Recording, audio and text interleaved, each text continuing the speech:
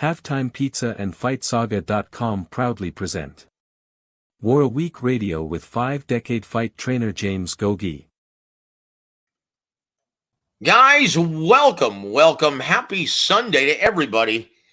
And it almost seems like yesterday that we just finished having a massively popular casual and mainstream pay-per-view. Boy, we're going to have another pay-per-view this coming up Saturday. And to help us preview the festivities on DAZN, well, is none other than 5-decade fight trainer, the incomparable Coach James Gogue. James, how you doing tonight, brother? Hey, I'm doing fine. I heard they had a successful pay-per-view outing. Joe, is that the real numbers or just bullshit? 1.2 million. Well, they're not going to know for sure because of the nature of the cable and satellite distribution method on a huge percentage of the proceeds. And they're going to keep on coming in. But the estimated number from everyone that I've talked to is between 1.2 and 1.4 million. That is a real number. That's legit, brother. And okay, go ahead, sir. So Tank needed Ryan Garcia, okay? Yep. Well, that seems to be the consensus. And once again, if you'd like to elaborate as to why, if you'd like to elaborate as to why, it's something that you've been professing on this channel for, a long time. And it has everything to do with the audience that Ryan Garcia attracted now, doesn't it? Man, look, Tank, 200,000, I don't give a shit. I don't care what they said. 200,000 or whatever.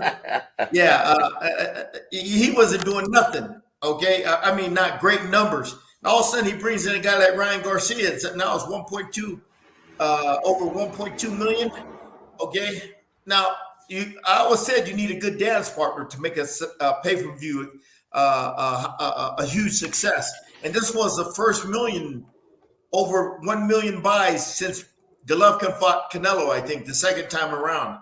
Am I correct, Joe? That is correct. And look, this is the highest grossing pay-per-view of two real fighters. Now, once again, not retired, not an exhibition, right? A legitimate fight, right? But what are the numbers? Canelo and Golovkin? Of Ryan Garcia. Oh, yeah, between 1.2 and 1.4 million. But once again, Gogue, what kind of audience did Ryan Garcia attract to the big dance? Yeah. The Mexican fight fans, brother. Come on now. And will they support him in the future? With that performance where a lot of people thought he said no mas and threw in the towel. Oh, you know what I mean? Boy. Yep. That's a big deal. So now that you're jumping the gun here, let's just get right into it. Coach Gogue, before we go over where, in your opinion, from what you saw, what went wrong, okay, in your mind, from your coach's eye and your experience, did Ryan Garcia quit or was he physically incapable of just competing any further? Man, he was complaining, after the fight that weight, the weight drain and the rehydration clause, affected him. He said he just didn't feel right. So, any little shot he would have got hit with would have hurt him, okay? Because when you're only at 70%, 75, 80%, yep. You get touched by a big puncher like Tank, even if it's a body shot, it could hurt you and everything. So could he have gotten up? When there's a will, there's a way. Right? Like I talk about mental toughness. How much is it going to take to break you? Okay, Nick Saban, 7-time national championship coach, 6 with Alabama. He always talks about his teams being mentally tough, and he always preaches about what is it going to take to break you. All right. Mental toughness, mental intestinal fortitude, being resilient. Okay. Now you can see Ryan. He didn't want that heat. If he would have got up, he didn't want to continue to take that beating. Maybe he was feeling bad and this and that. But hey, he signed the contract. Okay. All right, he signed the contract, so no excuses. All right, but could he have continued? When there's a will, there's a way. I've been into some fights with a few of my guys, the Warriors, man. They battled through a lot worse than that, baby. You know what I mean? A lot worse. That was a little, you know. Well, I will say this, Coach. Now, he got cracked with a really good counter when he was trying to close the distance in the second round and was floored, quickly got up. But, guys, keep in mind, during the second round, he was winning that round up until that shot. And in his mind, he more than likely felt that, okay, he knocked me down, I got up, I can still win this fight. Gogue, at that time of the body shot, did he mentally pack it in? Did he mentally concede? Or do you think he still thought, hey, I still have the power to win this fight? Joe, when there's a will, there's a way. Mental toughness, Joe. What is it going to take to break you? All right? Mental toughness. Okay? I remember when Holmes fought, Larry Holmes won the title from Ken Norton, the 15th round. Oh, what a great fight. 7 rounds each. Whoever won that 15th round won the fight. Holmes, Norton, they both wanted to win it bad, and they were willing to go through. They were willing to do anything it takes to win that. Holmes was willing to do anything it took to win that title, and Norton was willing to go through that fire and do anything it took to keep that title. Okay, that was will, that was hunger, that was mental toughness, being resilient, mental intestinal fortitude. Okay. And this is 15 rounds, big heavy. They were throwing some heavy blows and landing some heavy blows on each other. But Holmes, back half of the round, he pulled away. Okay, out of nowhere, he exploded with some combination punches that gave him that separation he needed to win the fight. Joe, that was hunger.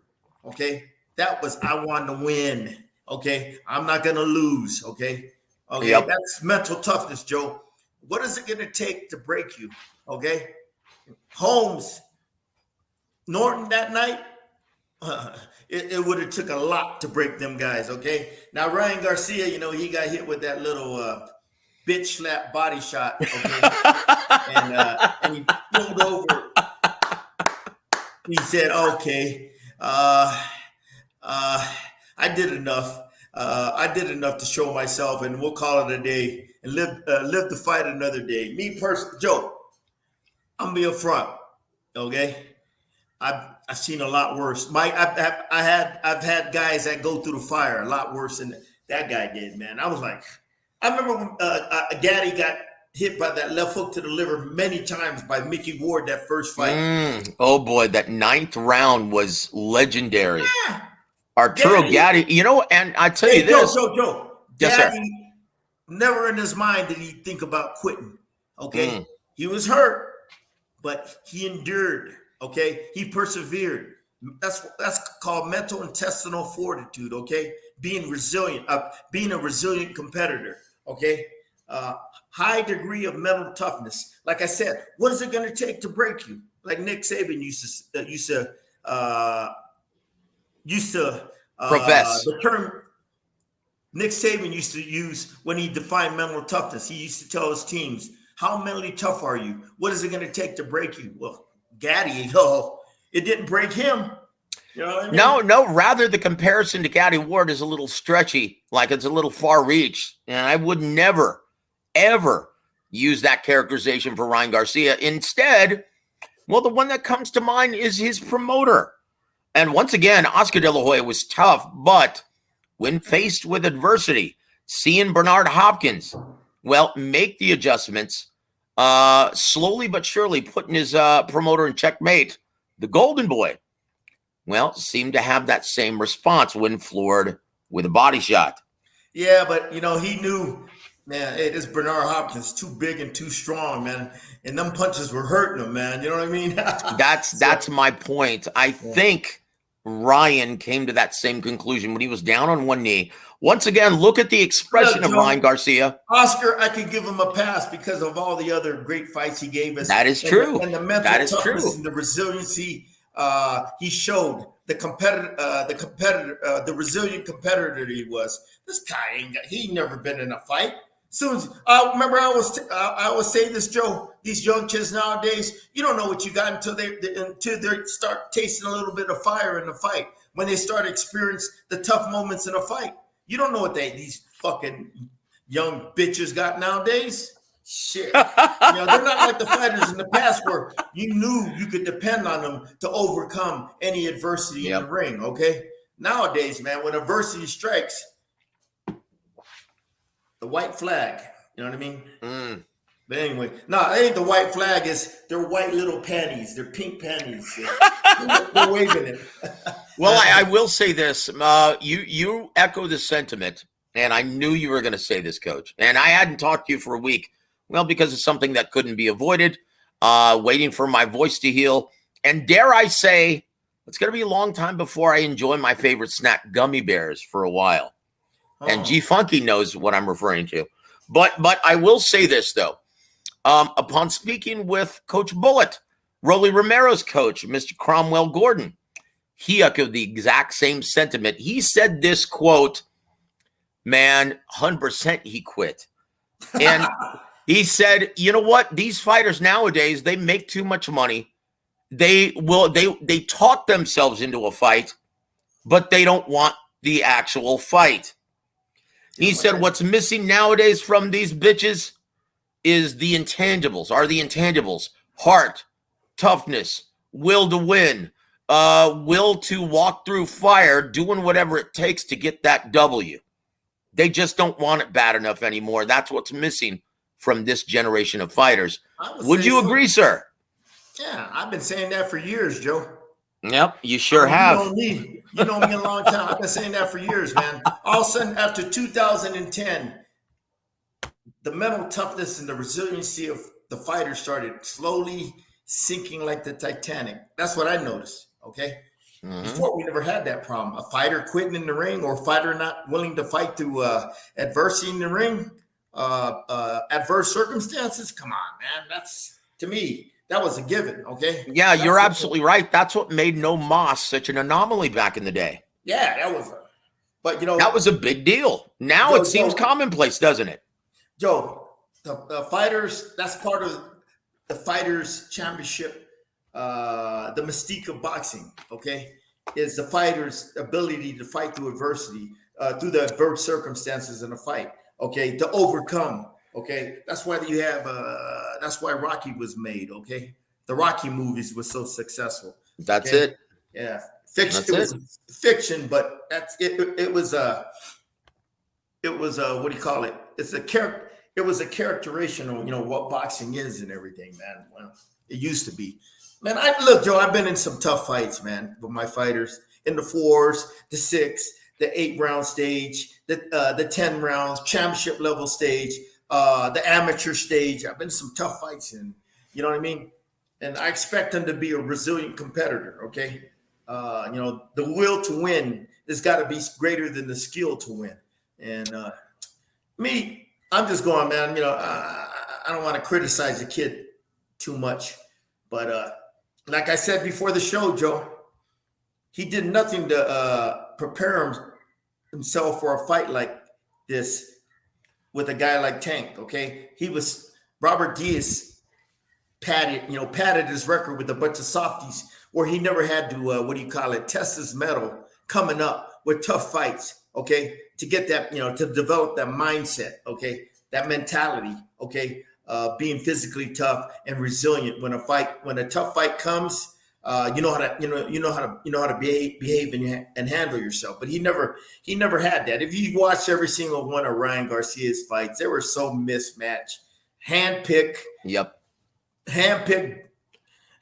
garbage by Robert Diaz, and he didn't season them up good enough. Now you got guys like Bruce Trampler or Brad Goodman.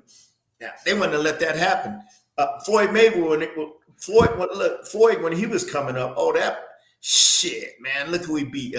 Gennaro Hernandez, Chico Corrales, hit Jose Luis Castillo twice. Even Emmanuel Augustus. Yep. Yeah, Angel Manfredi. Yep. Look at all them badasses he beat coming up, man. Shit. You know what? That is, Coach, that is an excellent point, because once again, if you face that kind of adversity, you know, hey, you know what? When I get up 15 seconds, 20 seconds from now, I'm going to feel fine again. And right? And the thing is, you're going to have that experience and knowing that how to handle those adverse circumstances. Okay, when you go through those tough fights, you know how to handle yourself. You know how to behave when them situations come up. You're not going to panic or think about quitting and everything. All right. I will say this though, Coach. I will say this though. Upon speaking with several fighters this week, they insist to me that, oh my gosh, even with 16-ounce gloves in the gym, if you catch a great shot right there in the liver, it takes the legs out from under you and you feel like you're going to die. You can't even breathe. I've been through that shit a lot of times, Joe. Even me, I got hit with a body shot and I got dropped and I was paralyzed and everything. So, Coach, here's the million-dollar question in your mind. Was it that kind of shot delivered to the liver of Ryan Garcia? You know, like he was complaining about being weak and not being 110%. So any little shot would have hurt him and put him in that condition.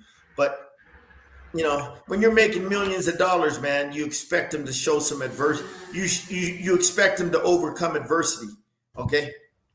To be resilient, mental, to show mental intestinal fortitude, man. All right. Yep. You know what? And once again, if you feel bad for Ryan Garcia, don't. Because most people aren't aware of the trade-off in order to secure that kind of 136-pound catch weight and the rehydration clause. Okay. Ryan was rewarded with 50% of the proceeds. It was a 50-50 split with Gervonta Davis. Oh, they made good money then, depending on what the gross and the expenses were. My calculations are at least $30 million. Each? Yep, at least. Yeah, but the thing is, Joe, the pay-per-view buys, they take half of it, so hopefully. No. Only the satellite and cable distribution does. The direct, anyone who purchased it, direct streaming, they get 90% of that, brother. And hopefully people were smart enough to buy it direct streaming, so you don't have to pay them crooks over there. That want to take half of it and everything. So, man, you're saying 30. If they got 20, 25, that's good. Good for them. Yeah. So once again, don't feel bad for Ryan Garcia. In fact, he and his dad, which really makes him look bad, were laughing about it. Oh, my son's in great spirits. Well, he's saying that and he's smiling about it. Did you, Joe? I saw that Showtime. The stuff. Epilogue, yes. The monologue after the fight. When he walked into the dressing room, they gave him a standing ovation. Yep. I mean, I was what the? We're in a new era, Coach. That's like giving him a fucking participation award, man. You lost, man. Now think about this in stark contrast, Coach. How was the sentiment and the mood like when Antonio Tarver KTFO'd Roy Jones Jr. in their second meeting? What was the sentiment like in their locker room post-fight? It was quiet as a mouse. That's the way it should be when you lose in the dressing room, man. Losing is, man, I don't like losing, man.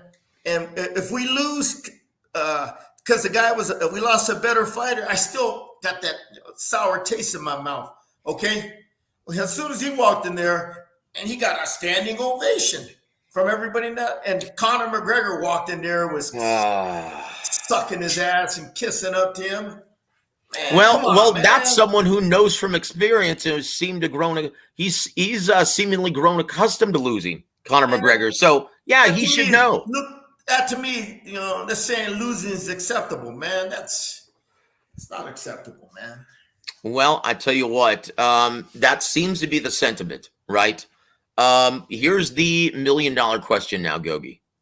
Can Ryan come back from this, or does he even want to? Because with the proceeds that he just made, he can retire and never do a damn thing for the rest of his life. He'll want to fight again because that's good money and they don't want to throw it away, man. You know what I mean?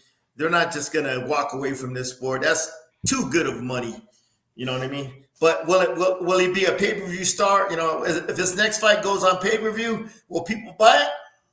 The dad seems to think so. You know, he was saying afterwards, my son's a pay-per-view star. Hey, you're only good as your last fight. Mm-hmm. Okay? Look at Tank Davis. No, Earl Spence. He did decent numbers with Mikey Garcia, 350. Then since the Mikey Garcia fight, you know, you think you're going to build and get more and more customers and everything. His pay-per-view started going downhill. Same as Tank. After the Leo Santa Cruz fight, what happened? Pay-per-view started going downhill.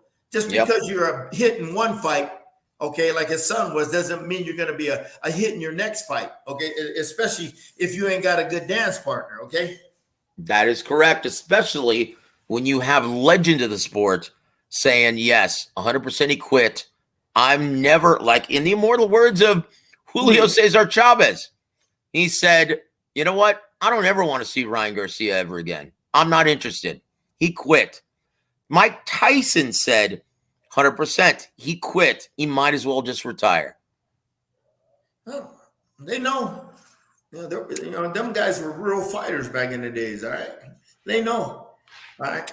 And there it is. And Coach, before we actually say hello to our dear friends in the chat and before we actually move on to the main event of tonight's show, Canelo versus Ryder preview, we're going to go through the preview, the odds, as well as Gogue's final prediction for that fight. Gogue, I want to ask you something. You mentioned in your preview of Tank Davis versus Ryan Garcia, you said, quote, you know what? Ryan talked his way into this fight. Yeah. And he's not ready. He's going to get outclassed, and you're going to see it. He's going to get smashed by Tank Davis. And you likened it to, well, the perception is incorrect here. I've been in this business for 5 decades, and I know what I see. And I see someone who's going to be severely outclassed. And you likened this to Jerry Cooney versus Larry Holmes. Would you care to expound on that, sir? Well, it's the same thing. You know, his manager, Dennis Rappaport, did a tremendous job of developing, building up Cooney. He, picked the right opponents at each stage of his career. That's how you build a fighter up, okay? You pick the right type of opponents that's going to give him the seasoning and the development at every stage of his career. But Cooney fought a lot of softies coming up, okay? And when he fought Ken Norton, someone who went life or death with Larry Holmes. Larry Holmes, like 3 or 4 years prior, he went, like you said, life and death, 15th round, came down to it, and he lost his title, okay, in a very, very, very close fight, okay? Now, when he fought Cooney, Norton, he was a shell of himself, man. You know what I mean? He was a shot fighter, a guy with no reflexes, a guy with no balance, a guy whose skills diminish. That's an old shot fighter. So Cooney fought him at the perfect time, okay? All right? And Cooney destroyed him in like 54 seconds, okay? He looked, oh my God, man. He went out there right off the bat, jumped on him. Then he hit him with some left uppercuts, right uppercuts, left hooks, and hurt Norton, finished him off with that ugly left hook. Yeah, it made him look like us. It made him look like the next great white hope. But god dang, when you got a guy that shot and can't fight back, you're always gonna look good. And that fight right there, boy, portrayed that image into the American public. That people that don't know boxing, oh my God, this Cooney, man. Oh, Norton he went 15 rounds with Holmes and barely in a very close fight and barely lost that fight. And Cooney went out there and destroyed him one round. Oh my God! You know, what do you what do you think he's going to do to Holmes? But that's all perception, okay? And the reality was Holmes was always the better fighter and will always be the better fighter, more athletic. more physically gifted. All around, Holmes was the better fighter going into that fight. No matter that image, that image that he created to the public to fool everybody that he's the next great monster in boxing, the great white hope. Okay, look what he did to Ken Norton. He's gonna do the same thing to Larry Holmes. That was my first lesson, Joe. That's why all the stuff I tell you right now is lessons I learned in the past. Okay, mm-hmm. And I learned that. Oh, okay, it was all perception. It wasn't reality. The reality was, okay, Holmes was levels above Cooney. Okay, but the way he destroyed Norton, the perception in people's mind was, oh my God, this guy's gonna murder Larry Holmes, man. Yeah, it was the same thing with Gervonta Davis. Tank fought, at least he fought some guys that were good and they're decent, good, not Alexis Arguello. But anyway, he fought some decent guys. Ryan Garcia, he was knocking out all these bums, putting up all them fancy social media, videos, showing his knockouts, showing his gym workouts and all that bullshit, getting all the people, oh my God, if Tank gets hit with that hook, oh man, it's going to be over for Tank and all that bullshit. And, and I seen all these guys. I'm like, these guys actually think Ryan Garcia can win? And Joe, remember my prediction? I was saying, the only way he's going to win is if Tank shows up in the ring hungover. Okay, remember I said that? Yep, you said it was going to be done within 7-8 rounds. And I also said he was going to get knocked out in round 6 to 8. He got knocked out. They stopped it in 7. And I also said the key to the fight would be that left hand to the body. Keep throwing it. That was his key. He kept on throwing that left hand to the body, man, to Garcia, breaking him down. So that last left hand he hit to the body, maybe he softened him up where it hurt him enough where he couldn't take it no more, Joe. Think about it. Tell you what, and you were spot on, Coach Gogue. And once again, hey, Joe, I called it, man. I said, I said, man, come on, man. You ain't gonna fool me, man. You know what I mean? Well, you usually do 97% of the time, Coach. Yeah. Yeah, but so guys, a lot of people thought what you told me the money was like 2 to 1. The money was going on like most gamblers, most heavy bettors, but they were experiencing Ryan Garcia fever. Once again, I guess they hadn't listened to your show. And there it is, guys. At this time, before we move on to the main event, Canelo versus Ryder preview with Coach Gogue. Go ahead, perception versus reality. Okay, whatever you perceive is not the reality. You got to figure out what the reality is, not what your perception is, man. Because your perception can be way off, man. I mean, I learned that in the Cooney and Holmes fight, man. Yep. I thought Jerry Cooney was going to destroy him, man. The way he looked against Norton. Yep. And anyway. There it is. And once again, Tank Davis, using his lead hand, did a brilliant job of neutralizing, Ryan Garcia's jab and left hook, taking away his primary weapons during the fight, as well as that lateral movement. Absolute brilliant strategy. But, Gogue, what did you think? Without the knockout, though, well, I tell you what, there have been a lot of disappointed casual and mainstream fans, right? It wasn't exactly the most scintillating fight if you're a casual and mainstream observer. Oh, shit. Come on, man. I've been around in this shit since the 70s, 80s, and I know what a good fight is. I know what a good scrap is. I know what a good super fight is, man. And calling this bullshit when both guys really didn't deserve to be in a super fight like this. It was through social media that created the buzz in this fight. Okay, it's not because of their track record. You look at their track record; it was impressive, man. I mean, you know what I mean. When Leonard fought Hearns, okay, they earned their bones for that fight. Duran fought Hagler; he earned his bones. Okay, Duran fought Leonard. Oh my God. Okay, he earned his bones. They call it a super fight. And it lived up to the hype, baby. This fight was shit, man. third class super fight. Okay, there's levels of super fights. This is like a third class, third class level super fight. Well, it definitely had the fanfare. It definitely had the interest of the casual and mainstream sports fan in America. But, yeah, it really didn't play out like one, did it? And like I said, man, well, his dad was saying that he's a pay-per-view superstar. And he is for this fight. But, you're only good as your last fight. Okay? Things change. And, if he would have won this fight, Joe, he would have been, the next pay-per-view star for good, for sure. But since he lost this fight and the way he lost it. And there it is, guys. And the gospel according to James. Yeah.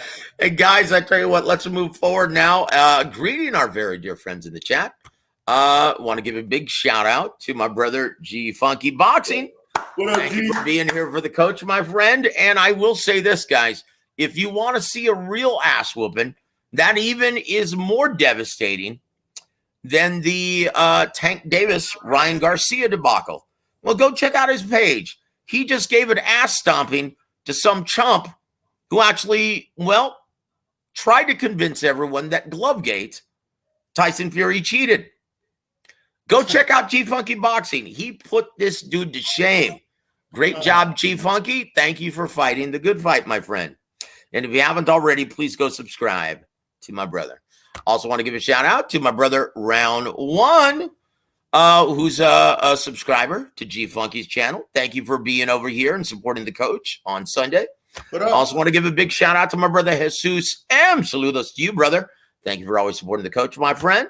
Also, thank you, Khalid, for always being here and supporting the coach on a Sunday. Salute to you, my brother. Also want to give a shout out to my brother, Issy B. DeVoe. He says, Coach Gogue, let's go. I've been waiting for your unfiltered perspective. And boy, just like Ryan Garcia, you got it. Hey, Joe, I'm not going to sugarcoat nothing, man, like these announcers. The announcers won't say this shit because they'd be fired. Okay, guys that are announcing the fight.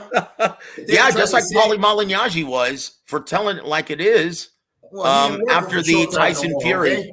Exactly. He ain't working for Showtime no more. He told it like it was after the scorecards were read following the Tyson Fury Deontay Wilder first match.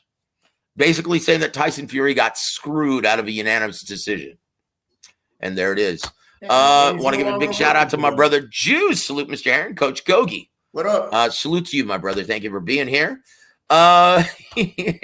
Jesus says this.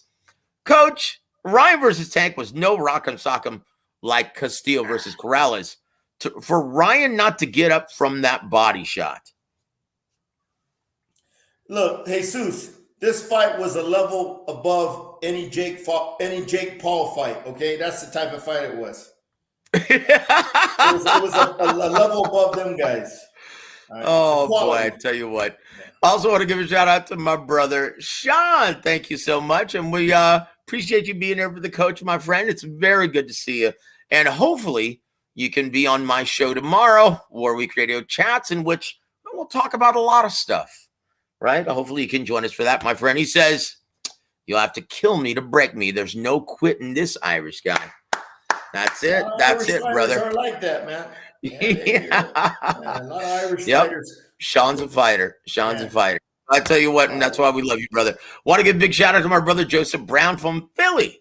He says, salute, JB. Joseph and Coach James. Thank you for being here for the coach, brother. I appreciate it, man. House. Yep, Philly in the house. Also want to give a big shout out to my brother Hyvee. He says, likelihood of Goosen, coach. Question for you. What's the likelihood of Joe Goosen continuing to work with Ryan in his next fight? Every time a fighter loses, he's always looking for the next trainer that he thinks that can help him out. Joe's an excellent coach, and I heard shit like, "Oh, Joe's overrated. He wasn't giving good instructions and all that stuff." Man, okay.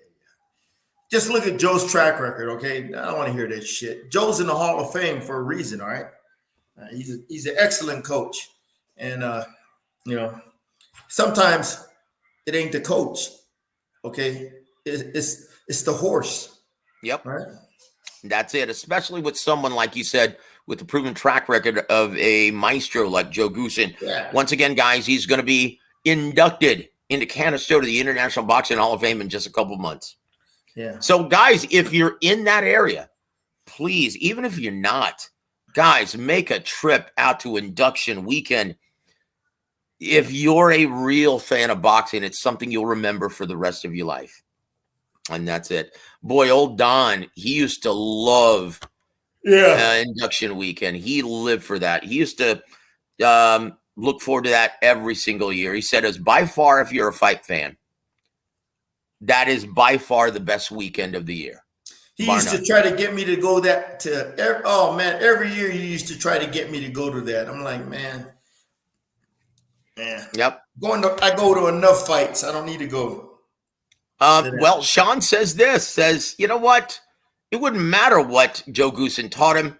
Tank is light years ahead of Ryan with boxing IQ and skills. Yep. Yeah, and it was a difference. You're right. Yep. And it was evident. Why? Yeah, go ahead, because sir. he wasn't seasoned correctly coming up. He fought a bunch of softies, all right? You could say this, not only it didn't season him, but it seemed to do more damage. He had so many bad habits after that long stretch of first and second round knockouts with Golden Boy. No, he never learned anything. He never got better. Yep. He seemed to even get worse with all the bad habits that he accumulated. Guarantee you wasn't fighting like that as an amateur. Yeah, he was. He fought he fights the same way he's fought as an amateur. I've seen him. Really? Wow. Well, you know what? That's it then. Maybe he's just incapable of learning more because he's in love with his power. And he's been doing this his entire career. Well, Joe, you got to have consistency with. How many fights has he had with Joe? That was his third. That was his third fight with Joe. Yep. Emmanuel Tego was the first. Javier Fortuna was the second. And then there was this long break in between the most recent fight with Tank Davis. Right there. Long breaks. Okay. Not fighting enough. And them guys he fought weren't shit. They didn't give him no resistance where he could learn. That's right. It almost seemed like they were interested for a paycheck. His biggest, his resistance, his biggest test was against Luke Campbell, who floored him in the second round. Who retired after that fight, okay? That's it. Guys, I want to give a big shout out to my brother, Bruce Boxing Jazz and more. Salute to you, my friend, and thank you for always being here for the coach. People out there don't understand the developmental process of fighter, okay? Mm-hmm. I do. I understand. You got to be in the gym with your fighter consistently, okay, on a daily basis, teaching them skill sets he don't know, okay, working and repetition every day, okay? Repetition every day on the stuff you teach them, okay? So the skill sets over time eventually becomes habit, and you got to get him good sparring, okay, where he could work on everything you taught him, okay. Now you want to see it in sparring, okay? Different types of level of sparring, different types of styles, okay? You're gonna see him grow and grow as a fighter, okay? But it's consistency with the coach, okay? In the gym every day, and with fight to fight, not skipping around, jumping around, going to different coaches all the time, sticking with the same coach, growing together, him teaching you the stuff, him increasing your boxing IQ, the sparring you get in the gym, it's gonna push you to get better. But the key, there's only so much you can do in the gym with sparring and what your coach is teaching you and all that. You got to have real live fights that are gonna, give you the final test. I call it the final exam. You'll have a lot of tests and many quizzes in your gym sessions, okay? But the final exam is the fight, okay? That's where we're gonna find out all the stuff that you learned in the gym, if you could transfer it to the fight, okay? And if you start seeing them doing it in the fight, what they're doing it in the gym, they're learning, they're growing, okay? Then you gotta, like I said, there's gotta be consistency, activity, getting the right opponents that's gonna season them to get to the next level. Look at top ranks fighters, man. Look at all. Hold on, Coach Gogue. I'm going to step away for just a minute. Keep going, sir. You're on the roll. Thank you, brother. Okay. Look at top ranks fighters, man, and how they grow and develop. Okay, because Bruce Trampler and Brad Goodman, they get them the right type of opponents, man. They've been in this long enough where they know that it'll be a disservice to the fighter if they just give him an easy match against somebody and they whack the guy out within 1 or 2 rounds. They don't get hit in the face. They don't face no professional adversity in that ring. If they get hit with a shot, they get hurt, they get stumbled, they get dropped on their butt, stuff like that. They don't face adverse circumstances in the ring. Okay, or you don't even have to get hurt. Like my last fight, we fought this tough Mexican guy that was always in his face and hit him with the best shot, and he just kept coming. He was pushing him, my guy, and then my guy eventually stopped him with good body shots and everything. Okay, that's good resistance right there. Okay, that's getting quality professional rounds when you got a guy that takes your best punch and he's giving back. Okay, he's not just taking it. It's just not one-way action. It's two-way action, and he's trying to win. All right, and he's physically, mentally tough, and he's resilient, and he's in your face, in your chest after you hit him with your best shots. Okay, that's the type of seasoning you need. Okay, coming up and everything. Okay, that's how you're gonna develop. That's how you develop as a fighter. Okay, like I said. In the gym, you learn skill sets. You do all that, the shadow boxing, the mitt work, the heavy bag to develop those skills. You go into sparring. You get different types of sparring, different levels. That's going to get you better. But getting these damn opponents, the right opponents at each stage of your career is really going to push you to get that. What do you call it? To take your career to the next level. It's a combination of everything, man. If you want to improve as a fighter, it's not only the coach, the fight, and the fighter, but the sparring partners, but it's the promoter and their matchmaker getting you the right fights. You get a combination of all three, and like Don Chargan used to tell me, everybody's got to be on the same page, then you're going to grow. And look at Top Rank. Oh, man, nobody seasons their fighters and develops their fighters like Top Rank. No one does a better job. That's right, but you all have to be on the same page, unlike Teofimo Lopez at the current time with Top Rank. Well, Joe, when he was coming up, they did a brilliant job when he was coming up. Yeah, before his head got this big. Yeah, right? We're gonna talk about that if we have time. We're gonna talk about that and get Coach's take on that a little bit later as well. But let's move on. Joe, yes, sir. Before his head got big, after beating Lomachenko, all the types of fights that Brad got him. Yep. Brilliant job. So, guys, let's move on. Want to give a big shout out to my brother Tyrese Bowie. Good to see you on the chat, my friend. Yeah. Well, what did you think of that fight? And are you ready, brother, for Spence Crawford this summer? We'll talk about that a little bit later as well, guys. But thank you, Tyrese, for being here for the coach. Also want to give a big shout out to my brother Tyco TV. Salute to you, my friend. And yes, all is well in the world. We're visiting with Coach on Sunday night. Hallelujah. And he says this also. Ryan had been very inactive. It's hard to get out of bed with them silk sheets on. Yep.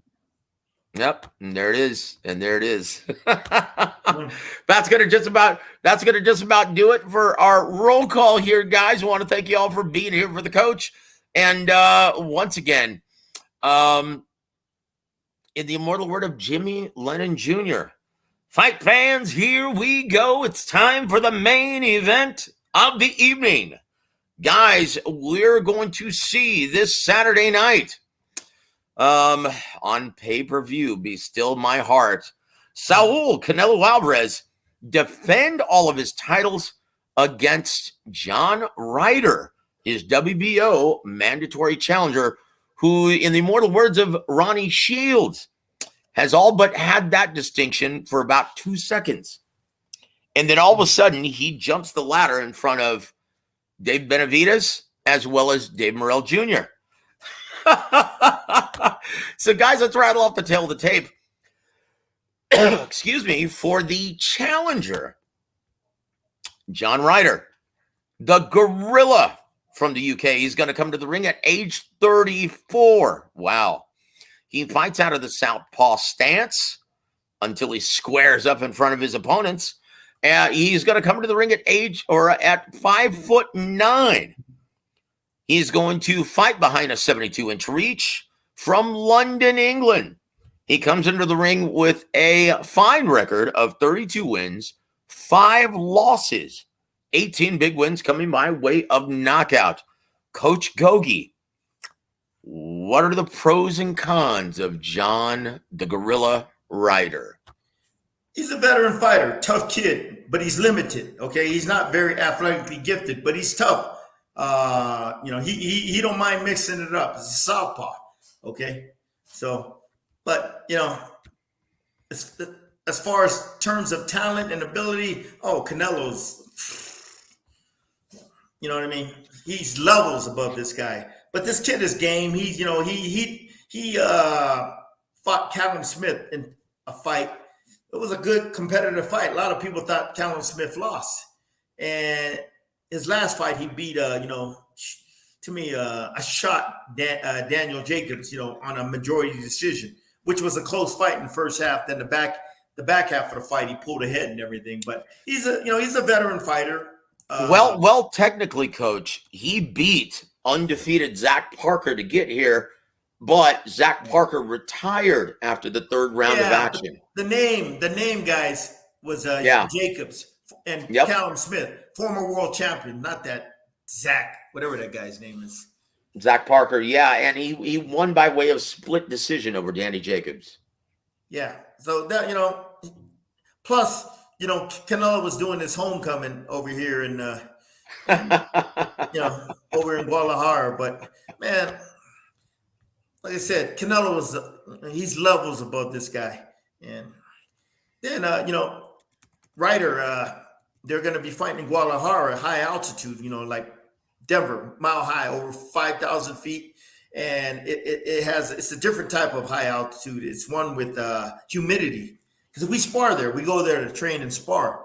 And he's not training in that, he's training in England over there. He's not doing nothing to prepare himself for that high altitude over there in Guadalajara. Canelo's been training there the last 4 weeks. He built himself a gym over there in Guadalajara, and he's been preparing in Guadalajara for that high altitude and that type of different climate and everything. And he's going to come from, freezing England to a warm climate, a humid climate at high altitude. It's going to suck the wind out of him. Yeah. A lot of people don't know that. But along with that creative body punching of Canelo Alvarez. Do it too. But that altitude, Joe, if you're not there early to get acclimated, 98 out of 100 times, the fighters usually, they're only good for like 5-6 rounds at that. Well, to get his body adjusted to the time difference, he did come 2 weeks ago to L.A., but that's sea level, Coach. That's sea level, man. That's sea level, man. This is, I don't know if these people did their homework, but it's altitude, man. That's what, you got to do your homework, man. You know what I mean? You got to do your homework as a team, man. If it's altitude, anything 5,000 feet and above, you better get your butt where you better get your butt in a high level, high altitude training camp to get your body acclimated to the thin air. All right. Like I said, when you train at high altitude, the air is a lot thinner and it makes your body work 2 to 3 times harder. And it takes a while for your body to adapt and adjust and everything. You know what I mean? And you just don't do it, going there the week of the fight. That's when you start hitting, the bottom. Okay. Because, your body's not acclimated to the thin air. After the first week, then you start building up your tolerance. For the high altitude, within 6 weeks is sufficient enough to get ready when you're fighting at altitude and everything, man. And these people, they don't know. They never, they know a lot of fighters never fought in high altitude over here in Mexico City. 7,200 feet. Or Wow. where I'm at, 6,000 feet. Okay. A lot of, they're, in the United States, you don't, only high altitude place they would fight in the States is Caesars Tahoe, South Lake Tahoe, Caesars over there in California. Tony Lopez fought there a few times, or Reno, Nevada, where it's like 4,500. And, so every time Tony fought in South Lake Tahoe, he trained there for, 6 weeks to get his body acclimated to the thin air and everything. And they don't know that though. Okay. Guadalajara is high altitude because I know I train over there. I sparred over there, and it's a different type of high altitude. It's a high altitude where it's humid. So, the humidity with the thin air, hard to breathe. It takes it takes a while to get used to adapt. What do you think? Well, You see a lot of Joe. What do you think? You see a lot of these tough fighters from Guadalajara or Mexico City. They train in that fucking high altitude, man. Yep. Shit. And I tell you what, when they go to sea level, they're animals. Okay. Yep. And I tell you what, they've been, as of late, they've been eating all of Eddie Hearn's fighters' lunch. Yeah. Mauricio Lara, he went over there and destroyed Lee Wood. Okay, and he's gonna do it again. And who else did he destroy? Josh Warrington. Oh yeah, he destroyed him. Okay. And there it is. And my brother Sean says, "Yep, Mexico City is no joke. When I arrived, it effed me up just carrying a suitcase upstairs. Not having running, someone like Canelo Alvarez in your face. Sean, now try running 6 miles in that high altitude. Try sparring. Okay, try sparring 6 to 10 rounds at high altitude. It's brutal, man. I know. I train up here in high altitude, man. So I know. So, oh my gosh, Coach, I'm just thinking of this, and John Ryder, one of his greatest assets is always being in great shape, right? He'll be in great shape. Being able to take a lot of incoming. Joe, he'll be in great shape, but not the kind of condition. He'll be in great shape at sea level.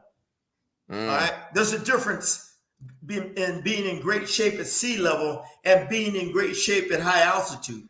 So, Coach Gogue, now obviously we're going to wait and hear your prediction at the very end of your preview, but with what you're saying, coupled with the horrific style matchup for John Ryder, this doesn't sound very promising for him, sir.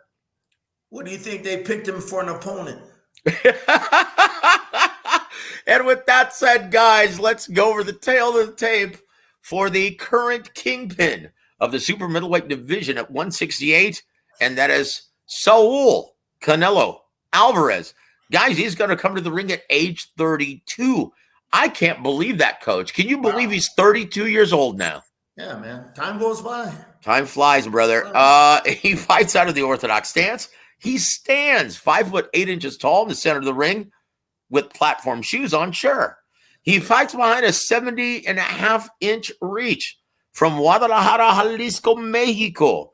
He's going to come to the ring with a fine record of 58 wins, 2 losses, 2 draws, 39 big wins coming by way of knockout.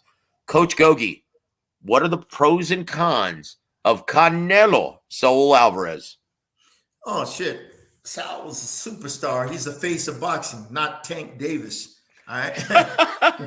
until they prove themselves otherwise, Canelo is the face of boxing. But otherwise, he's just a great all-around talent. Got great defensive skills, great reflexes.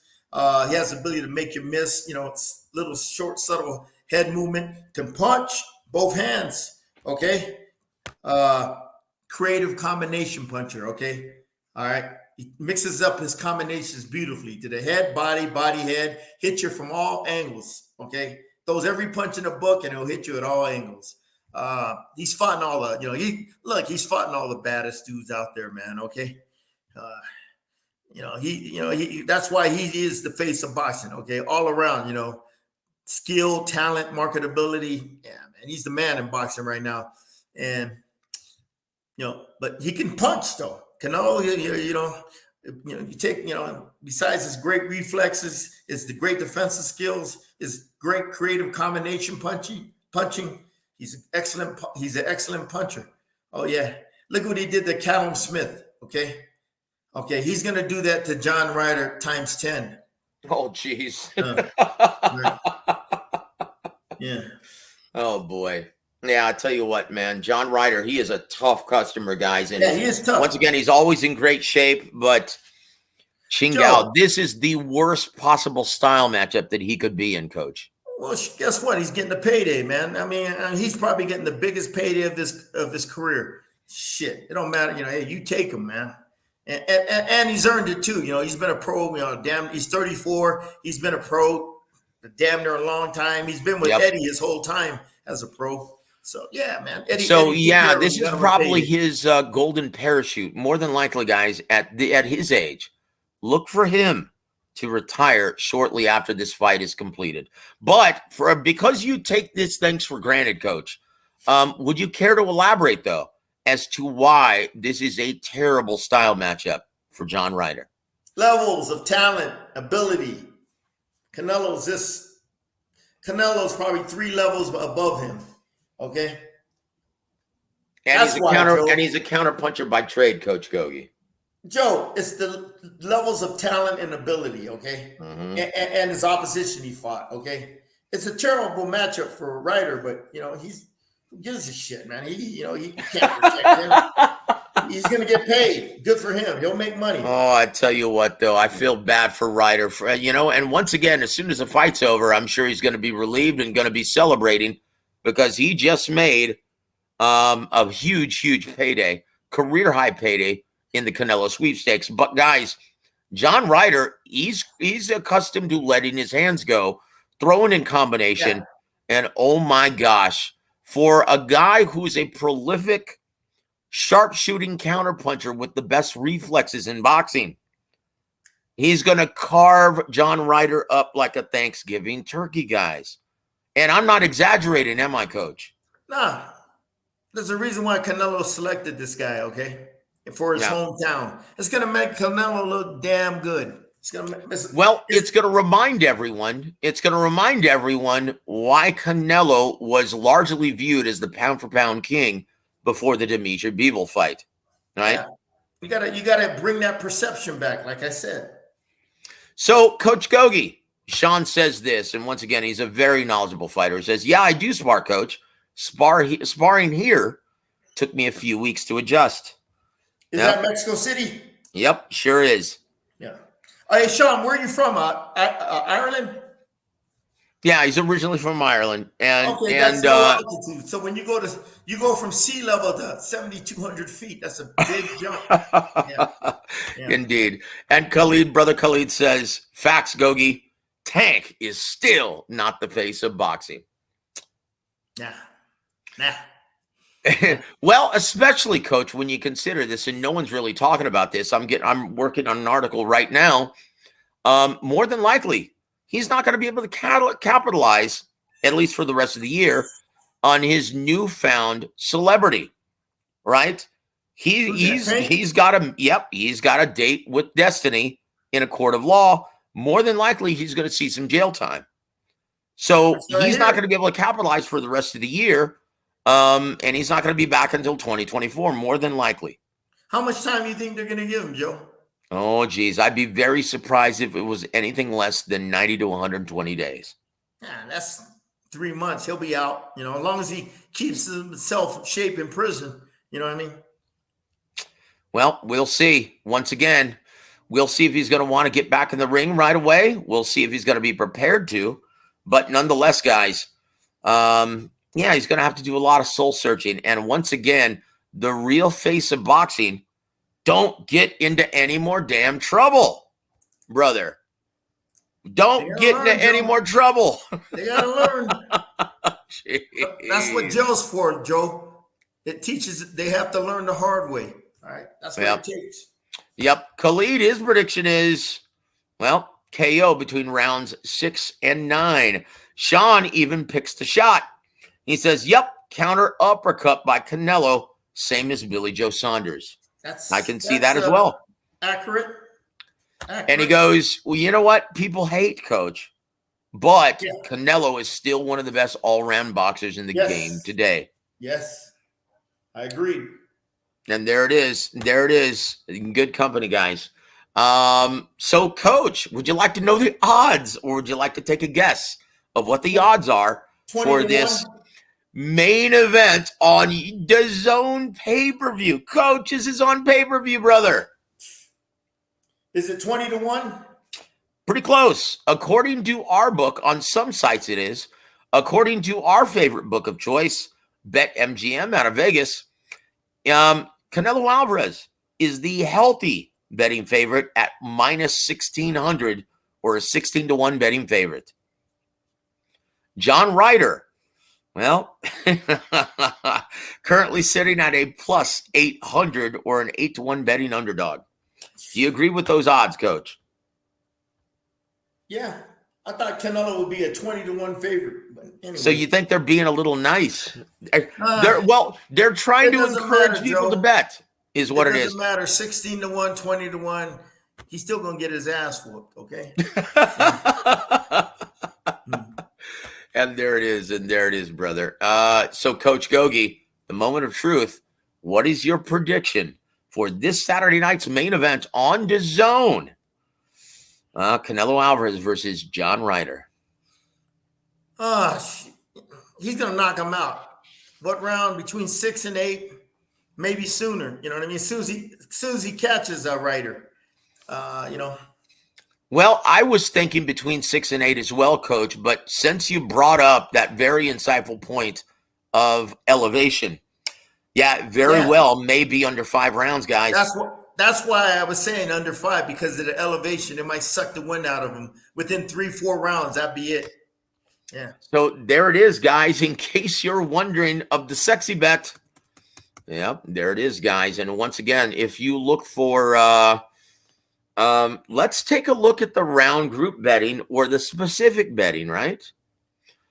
If you're looking for between rounds 4 and 6, according to the BetMGM, if you pick between 4 and 6 by knockout, guys, even if you bet on Canelo Alvarez, that's at a plus 320. And there it is, guys. There it is. There's your sexy bet. You gotta bet 100 to win 320. That's it. That's right, guys. That's a good bet. I tell you what, I like those odds. So there's your sexy bet from your friends at WAWR Week Radio. Guys, if you want to win some long green, that might not be the worst avenue to take. What is rounds 4 through 6 plus 320 on a Canelo straight up knockout.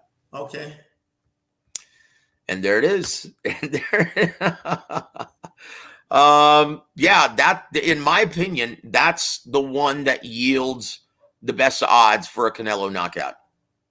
And there it is. That's the one we like, guys. And from all for the low price of absolutely nothing, just from listening to WAWR Week Radio. And guys, once again, if you appreciate what the coach has given you and what the coach has had to say this entire episode, well, don't be afraid to show him some appreciation, either through YouTube or direct Cash App. So God bless all of you guys. Thank you for being here. We love you. Coach, a lot of people didn't know Guadalajara was a high altitude. Okay. So, and a lot of people don't understand, when you come to altitude, if you don't prepare in this altitude, it's going to take a lot out of you the first few rounds. Oh yeah. Yeah. And there it is. There it is, guys. Coach, we're about 65 minutes in. Do you want to possibly do another show later on this week if you have time? If I got time, yeah, we'll talk. All right, very good. Then we'll go ahead and hold off some of these other topics. What topic are we talking about? Well, we were going to touch on Teofimo Lopez, Devin Haney, Vasyl Lomachenko, also Deontay Wilder stating that he's going to be taking on Anthony Joshua in December. We're going to talk about a lot of things, but it is 65 minutes in. It's getting late. Obviously, we want to thank you for being here and devoting 65 minutes of your time to all of our listeners. And we'll try to load something up for you guys later on in the week, right? but we want to keep these in bite-sized chunks for Coach so he doesn't get burnt out, right? And so there it is, Coach Gogue. Do you have any parting shots for our listening audience, sir? No, just thanks everybody for tuning in. Do I think this fight with Canelo is going to be competitive with Ryder? A very, very low chance. Oh boy. Yeah, I think it's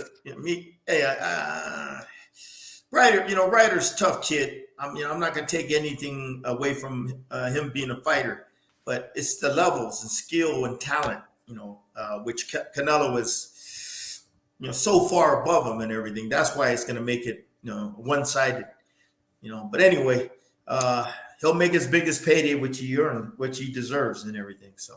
And there it is. He worked his way up to this. Make no mistake about it, guys. He worked his way up to this point, and he's a tough customer, and he's had to walk through fire to get here.